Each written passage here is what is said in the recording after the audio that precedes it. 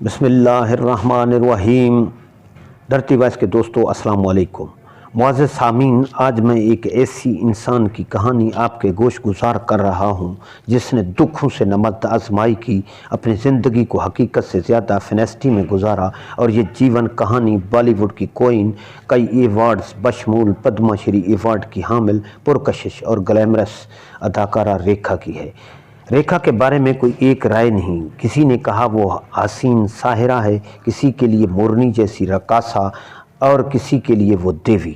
تو بہت سی شادی شدہ عورتوں کے لیے وہ ڈائن کا درجہ بھی رکھتی ہے، جو اپنے حسن اور جنسی کشش کی وجہ سے مردوں کو اپنے قابو میں کر لیتی ہے۔ سامعین، عمران خان کا نام بھی ماضی میں کئی خواتین کے ساتھ لیا جاتا رہا، جن میں سے اکثر بالی ووڈ اداکارائیں تھیں۔ ان میں سے ایک اداکارہ ریکھا بھی تھیں، جن کے ساتھ عمران خان کی شادی ہوتے ہوتے رہ گئی۔ ویب سائٹ کرکٹر.com اور دی کرنٹ کے مطابق ریکھا کی ماں بھی عمران خان کے ساتھ شادی پر رضامند تھیں، بلکہ وہ اس رشتے پر بہت خوش تھیں، اور انہوں نے نئی دہلی جا کر ایک پنڈت سے ریکھا اور عمران خان کی کنڈلی بھی نکلوائی تھی کہ آیا ان کی شادی کامیاب ہوگی یا نہیں۔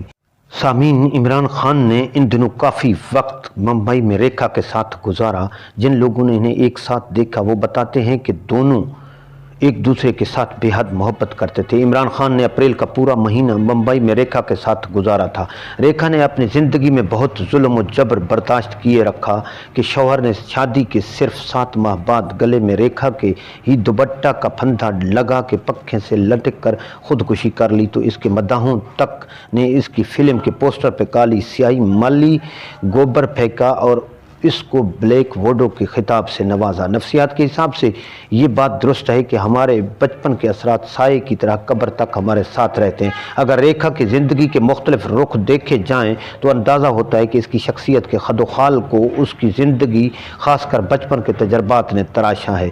ریکھا کا جنم اکتوبر 1945 کو مدراس، جنیوا، تامل ناڈو، انڈیا میں ہوا۔ اس کی ماں پشپاولی ایک تیلگو اداکارہ اور باپ جیمنی گیاسن ایک مشہور تامل اداکار تھا، جو عورتوں سے دلچسپی رکھنے کی وجہ سے کنگ آف رومانس کے لقب سے مشہور تھا۔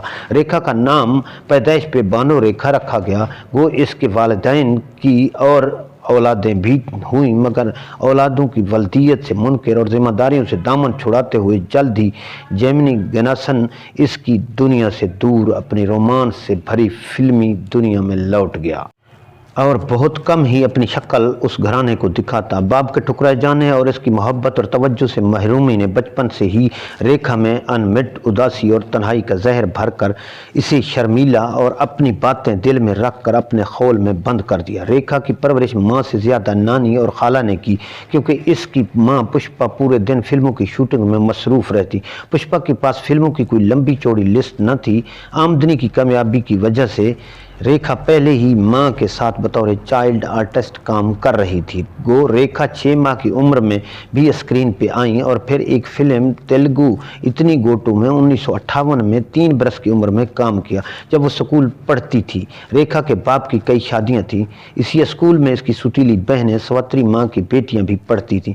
ریکھا کا باپ اپنی بیٹیوں کو اسکول سے لینے یا چھوڑنے آتا تو ریکھا پر بھی نظر پڑتی، مگر اس نے نہ کبھی ریکھا سے بات کی اور نہ ہی سے باپ کی محبت کے ذائقے سے آشنائی کا موقع دیا۔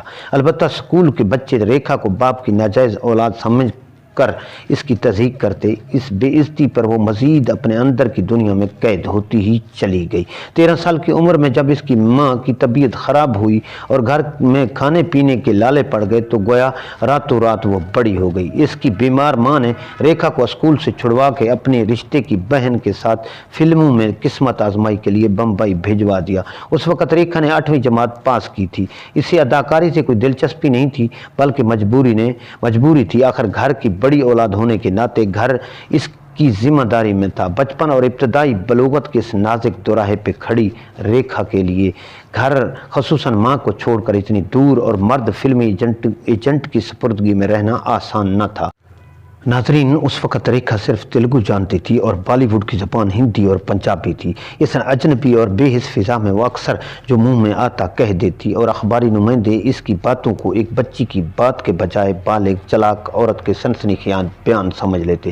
سیٹ پہ کوئی اسے پٹاخی کہتا तो कोई कहता यार बड़ी कुत्ती चीज़ है। रेखा अपने इस तजर्बे को बहुत खौफनाक करार देते हुए लिखती हैं कि बम्बई एक जंगल की तरह था जहां मैं बग़ैर किसी हिफाजत के थी। मैं इतनी खौफजदा थी कि अपनी आया को अपने साथ सुलाती। मैं इस नई दुनिया से बिल्कुल ही नावाकिफ़ थी। मर्द मेरी मासूमियत का फ़ायदा उठाने की कोशिश करते।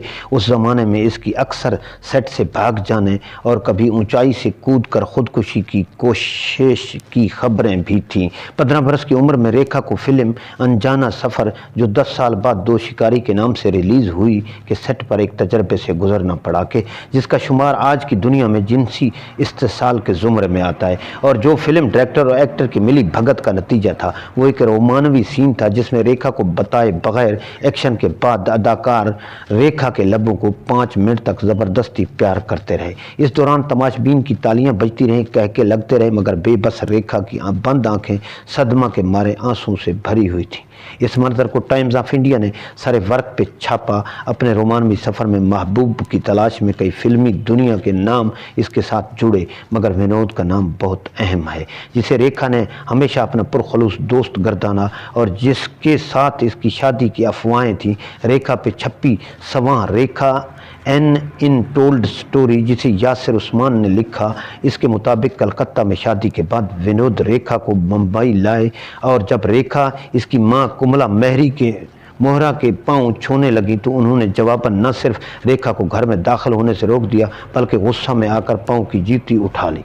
इस हमला पर हैरान रेखा रोती हुई घर से बाहर निकल आई और विनोद को इसके पीछे, जबकि मोहल्ले वाले इस वाक़े को तमाशबीन की तरह देख रहे थे। ये वाक़या 1973 में पेश आया जब रेखा की उम्र सिर्फ 19 साल थी। 1970 की इब्तदाई दहाई रेखा की ज़िंदगी में इस लिहाज से अहम है कि इसकी फिल्मों की कामयाबी के दर खुलने शुरू हो गए। घर के मुआशी हालात बेहतर होने लगे, खाना पीना और ज़िंदगी की सहूलियात में इजाफे के साथ साथ बहन भाइयों की तालीम बेहतर हो गई।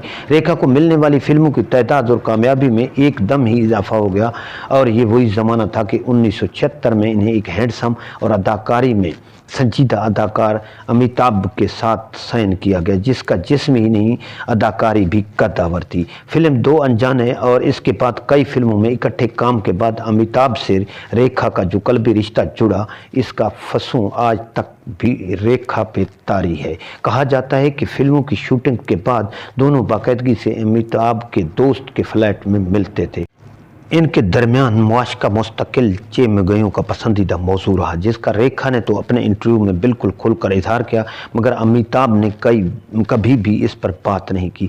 बात कुछ भी हो सकती है, अलबत्ता रेखा ने अपने सिमी गरवाल के इंटरव्यू में अमिताभ से ताल्लुक़ को अपनी ज़िंदगी के सबसे खूबसूरत वाक़या से ताबीर किया है और कहा है कि यकीनन मैं इसके इश्क में मुब्तला हूँ। सामीन, गो कि रेखा ने अपने बाप से मासवा तस्वुराती कलाम के गुफ्तगू का रिश्ता नहीं जोड़ा, मगर 1994 में जब जेमिनी ज्ञानसन को 73 साल की उम्र में लाइफ टाइम अचीवमेंट अवार्ड मिला तो इस अवार्ड को देने के लिए रेखा को मद्रास बुलाया गया, जहां स्टेज पर इसने अपने बाप के पैर छुए और इस मौका पर पहली बार बाप ने भरे मजमे के सामने कहा कि वो बहुत खुश हैं कि इनकी औलाद बम्बई से इन्हें अवार्ड देने के लिए मद्रास आई है। इस दिन शायद पहली बार रेखा का सर बाप की कबूलियत के इफ्तिखार से बुलंद हुआ होगा, वो लम्हा जो इसके सारे इनामात पे भारी था।